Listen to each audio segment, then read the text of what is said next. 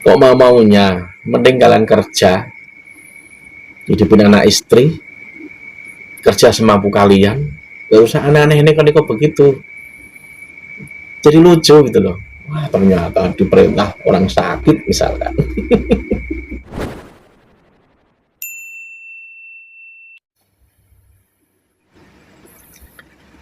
Assalamualaikum, selamat malam. Persekusi tanpa disadari, saat ini ada arus dari beberapa orang atau kelompok yang gencar melakukan persekusi atas nama tabayun. Masya Allah. Sebelumnya saat Gus Fuad itu membuat konten soal, bisa dibilang apa ya, mungkin saran atau apa, yang ditujukan kepada salah satu turunan Nabi, oknum turunan Nabi, menyarankan agar apa, periksa ke psikolog kan gitu. Kita itu sebelumnya ngobrol soal psikologi orang. Tak tahunya dia buat video soal psikolog. Nah, ini sesungguhnya orang yang punya masalah pada jiwanya, pada psikologinya, itu yang datang melakukan persekusi atau yang nyuruh.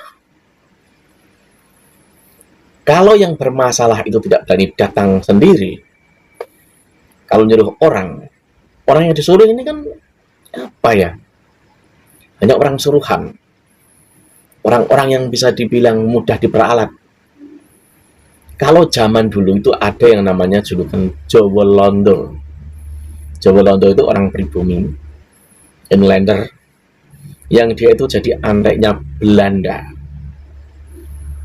Nah, pola-pola seperti ini sepertinya masih ada. Kalau soal perilaku seperti itu dari sisi ilmu psikologi, ini saya akan bahas soal dari sisi psikologi. Sesungguhnya orang-orang yang mengikuti disuruh seperti itu, melakukan hal-hal yang bisa dibilang bisa melanggar hukum, sebenarnya yang sakit itu siapa?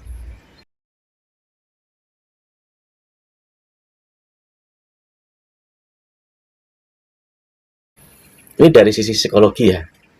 Ada istilah mania persekusi. Ada istilah seperti itu. Kalau bahasa gampangnya tuh paranoid. Paranoid itu bisa dibilang juga gangguan delusi. Delusi itu apa? Jadi gini, delusi itu tidak bisa membedakan antara realita dan lain sebagainya. Jadi dia itu tidak bisa membedakan, bahkan dengan kebenaran, bahkan yang salah juga kadang dia tidak bisa membedakan. Di ilmu psikologi itu ada. Pada tingkat umum ya paranoid itu. Dan satu hal, orang yang mengalami psikologi seperti itu, mereka tuh punya keyakinan yang tidak tergoyahkan, yang susah berubah. Dinasihatin apapun juga susah berubah. Itu ciri utama. Dia punya keyakinan yang sangat-sangat sulit tergoyahkan. Bahkan misal ditunjukin bukti sekalipun yang terbalik, yang jelas itu membalik sesuai keyakinan dia tetap tidak akan tergoyahkan. Dia terus mencari. Itu orang gangguan delusi. Gangguan delusi juga dikenal dengan sebutan psikosis paranoid. Jadinya konteksnya dia itu salah menafsirkan realita. Makanya tadi delusi itu tidak bisa membedakan. Jadi dia salah menafsirkan. Dikira itu sesuai apa yang dia pikir. Ada bahasa lain, mania persekusi itu juga mania penganiayaan. Nah ini ini gitu loh. Mania persekusi dalam ilmu psikologi ada nama lainnya mania penganiayaan atau delusi penganiayaan. Jadi gini, definisi orang mengalami seperti itu, dia itu akan peka Dalam artian peka itu agresif. Saat dia ditanya soal misalkan delusinya itu, hal yang jadi masalah di dia itu akan apa? Agresif. Bahkan dia akan mudah emosi menyesuaikan suasana hatinya, tak terkontrol, mudah emosi. Bahkan dia merasa, bahkan nggak dirinya saja deh, orang terdekat dia, itu merasa dimata-matai, ada yang begitu, merasa diikuti, merasa diancam, merasa dia ini target konspirasi. Makanya dia mudah bereaksi berlebihan. Dia mudah bereaksi berlebihan. Dan saat dia ditanya, misalkan ditanya, dia nggak berusaha menjawab. Kalaupun menjawab, dia akan lebih pada apa? Konotasinya curiga sama orang yang tanya itu. Sebab terjadinya delusi ini, dalam artian ini dia tidak bisa membedakan atau salah menafsirkan, itu terbagi beberapa macam. Bisa karena faktor obat, bisa karena faktor usia, gangguan kognitif. Makanya kalau di Korea tuh banyak orang kena demensia karena sistem cara makan dan hidupnya. Maka kalau di Korea banyak orang itu kena demensia pas usianya itu dewasa. Gangguan ini bisa juga karena gejala bipolar, itu bisa. Gangguan penyakit juga bisa. Ini juga bisa gejala skizofrenia. Nah, apalagi ini gitu loh. Tapi saya nggak bahas ini yang terlalu dalam gitu loh. Jadi ciri-cirinya orang yang punya gangguan seperti itu, dia itu justru punya keyakinan yang sangat-sangat tak tergoyahkan, mudah emosi. Saat orang bertanya dijawab, bahkan jawabannya itu kadang justru apa? Curiga dengan orang itu. Merasa dirinya ini terancam. Merasa ini dirinya ini target konspirasi. Merespon berlebihan. Misalkan menyuruh orang.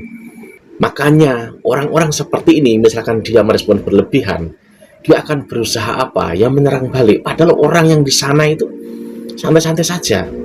Karena punya sifat gangguan delusinya ini, makanya apa yang dia lakukan itu berlebihan. Mereka itu sangat peka pada perkataan orang. Dikira orang itu misalkan berkata-kata atau beda dengan dirinya, itu dianggap apa ya? Bisa dianggap lawannya atau musuhnya. Jadi suasana hatinya ini bisa berubah dengan cepat. Makanya ini bisa dibilang apa? Gangguan psikologis. Pengobatannya banyak dan pengobatannya biasanya ini tidak hanya satu arah. Tapi ada juga dari sisi lain, faktor eksternal itu ada. Bisa karena gangguan sesuatu yang tidak kasat mata, itu ada yang begitu. Walau secara medis hal itu agak apa ya, dikesampingkan. Bisa dari amalan, bisa dari amalan yang dia lakukan berkali-kali. Tapi karena jiwanya ini nggak kuat, akhirnya seperti orang keracunan, terinfiltrasi oleh apa? Kekuatan yang sangat itu, kalau bahasa luarnya itu kekuatan gelap. Walau yang dibaca itu bukan gelap, tapi karena dirinya ini sudah ada kekuatan gelap, dirinya akan selalu mengunci, semakin mengikat, tergantikan sesuatu itu yang gelap. Dan ini akan bersinggungan terus dengan sesuatu kebaikan, makanya panas, cepat emosi. Bahkan dia bisa jadi sadis. Dia mau dilihat orang juga bisa yang begitu. Mau diakui, kekurangannya itu menimbulkan dia itu ingin diakui, itu ada.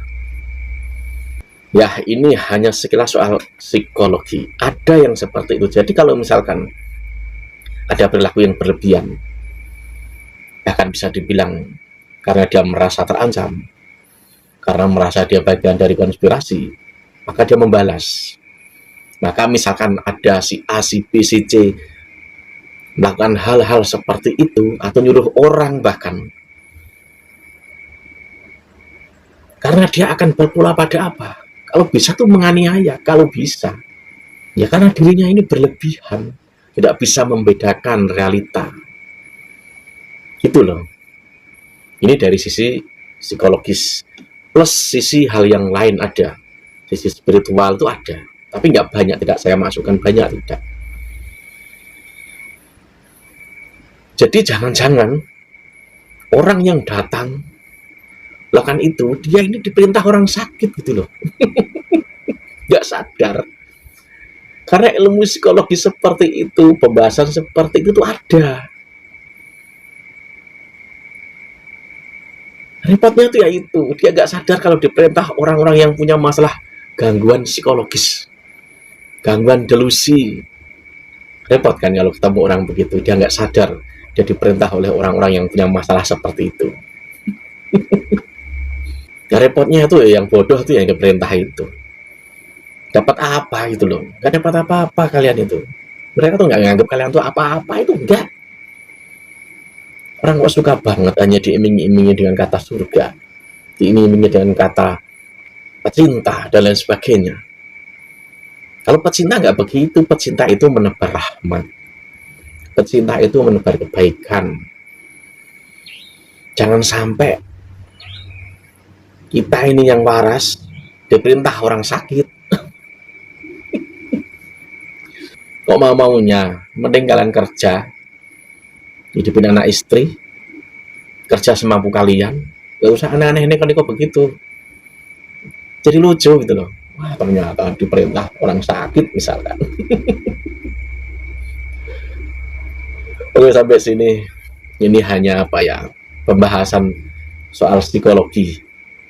Walau saya bukan ahli psikologi, tapi saya suka membaca soal psikologi juga. Dan kenyataannya itu ada, kajian itu tuh ada di ilmu psikologi. Oke, sampai sini. Wassalam.